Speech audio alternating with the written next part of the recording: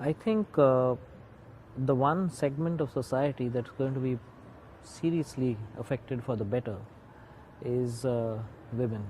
I think it's going to result in female empowerment like never before, because it allows them to overcome the social structures of society which says you can't go to a certain place or go out dressed in a particular way or go out late at night. It allows them to be all that while being on the net. So for me, That's very powerful. Yeah, the biggest empowerment tool is going to be for the women of the country. You're talking about 600 million and people we're talking about in India who are going to gain power they've never had. In a country of 1 billion, I think 600 million are women.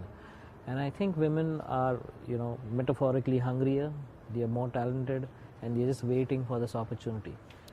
In every country we've looked at, of course, internet and digital technology starts with, to use our terms, geeks and nerds, starts with young men, wealthy, highly educated, but every country we've watched get above the 60-70%, women begin to dominate. More women online throughout the developed world, women doing more things online. That's really very powerful. So how's your work? You say you're doing advertising, you are the agency. Yes. It sounds like you're doing far more than that. How's your business changing?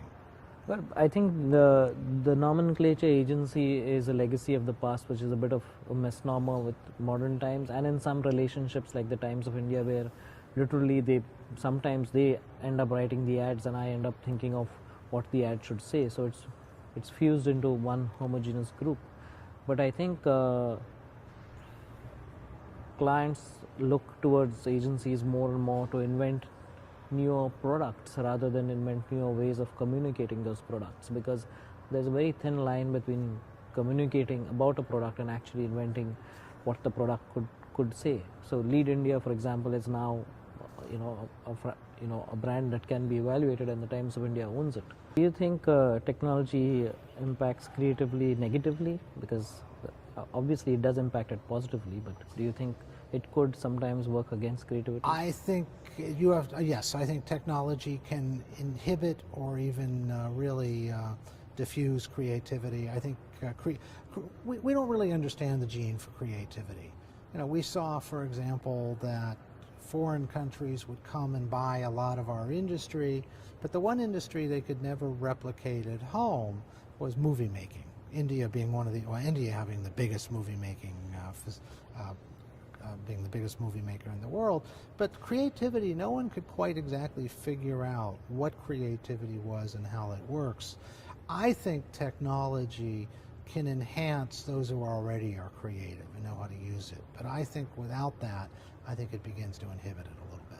Yeah, because there's a school of thought that you take something as basic as digital photography as opposed to analog photography, where you had to develop your pictures and it taught you to understand light, shade and stuff like that. And now digital photography has made photographers out of everybody.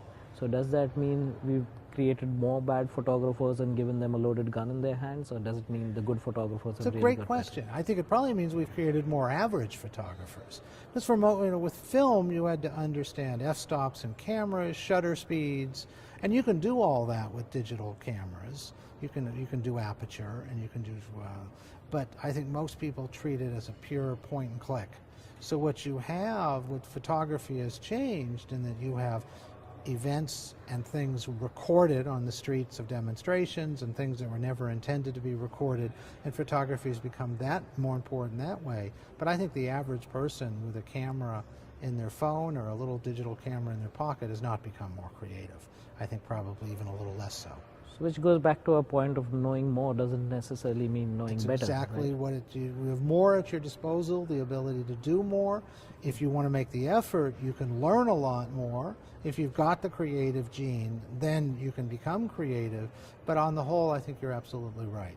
I think you just know about a lot more things, you do a lot more things, but not necessarily any better. So I've always had this feeling that up till around the 60s, when towards the fag end of the Industrial Revolution, technology helped us and get more depth into what we were doing. So we were a depth society. We understood we went deeper into things that we were doing. But post the 60s, or post the Industrial Revolution, technology started making us a width society rather than a depth society. So our depth of understanding of most things stayed the same, but we just started getting more and knowing more and more and more things, and not really knowing them too well, which is fine as long as you know more. I think that's right. I think most of it, if you look 200 years ago, we lived in societies where you could know almost everything you had to know.